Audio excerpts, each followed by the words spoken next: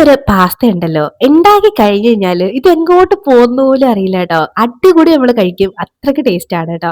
കാണാൻ എന്ത് ചന്തമാന്ന് നോക്കിക്കേ. കുറച്ച് ചിക്കനും പിന്നെ പാസ്തയൊക്കെ ഉണ്ടെങ്കിൽ സിമ്പിൾ ആയിട്ട് ഉണ്ടാക്കിയെടുക്കാൻ പറ്റിയ ഒരു ഐറ്റം ആണ്. അപ്പൊ അതിന് വേണ്ടിയിട്ട് കുറച്ച് ബോൺലെസ് ആയിട്ടുള്ള ചിക്കൻ എടുത്ത് അതിലേക്ക് മഞ്ഞൾപ്പൊടിയും മുളക് പൊടി കുറച്ച് കുരുമുളക് പൊടിയും ഉപ്പും കൂടെ ചേർത്തിട്ട് നല്ല പോലെ ഒന്നങ്ങ് മിക്സ് ആക്കി വെക്കണം കേട്ടോ. ഒരു 10-15 മിനിറ്റ് വേണമെങ്കിൽ റെസ്റ്റ് ആക്കാൻ വെക്കാം. എന്നിട്ട് നമുക്ക് ഒന്ന് വറുത്തെടുക്കണം. ഒരു പാനിൽ കുറച്ച് വെളിച്ചെണ്ണ ചേർത്തിട്ട് ഇത് അങ്ങോട്ട് ഇട്ട് കൊടുത്തിട്ട് ഒന്ന് തിരിച്ചും മറിച്ചൊക്കെ ഇട്ട് നമുക്കൊന്ന് ഫ്രൈ ആക്കി എടുക്കണം. അതുകൊണ്ട് ഇതുപോലെ ഒന്ന് ഫ്രൈ ആയിട്ട് കിട്ടുമ്പോഴേക്കും ഇനി നമുക്കിത് ഈ പാനിൽ നിന്ന് അങ്ങോട്ട് മാറ്റി വെക്കണം.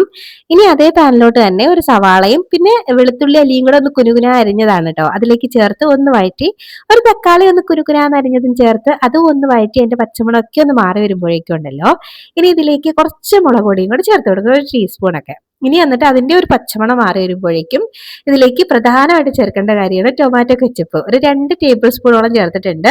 ഒന്ന് മിക്സ് ആക്കിയിട്ട് നമുക്കിനി വേവിച്ച് വെച്ചേക്കുന്ന പാസ്തയും കൂടെ ചേർത്തിട്ട് നല്ല പോലെ ഒന്ന് ഇളക്കിയെടുക്കാം. നന്നായിട്ട് അങ്ങോട്ട് ഇളക്കി എടുത്തിട്ടുണ്ടല്ലോ ഇനി ഇതിലേക്ക് നമ്മൾ ഫ്രൈ ചെയ്ത ചിക്കനും കൂടെ ചേർത്ത് ഒന്നും കൂടെ അങ്ങ് മിക്സ് ആക്കി എടുത്തു കഴിഞ്ഞാലുണ്ടല്ലോ അടിപൊളി ഒരു പാസ്ത റെസിപ്പിയാണ് കേട്ടോ. നിങ്ങൾ മസ്റ്റ് ട്രൈ ആയിട്ടാണ് ഒരു വട്ടമെങ്കിലും ട്രൈ ആക്കി നോക്കണം, എന്തായാലും ഇഷ്ടാവും. അപ്പൊ ഉണ്ടാക്കി നോക്കിയിട്ട് നിങ്ങളുടെ അഭിപ്രായം കമന്റ് ബോക്സിൽ പറയാൻ മറക്കല്ലേ. അപ്പൊ ബൈ ബൈ.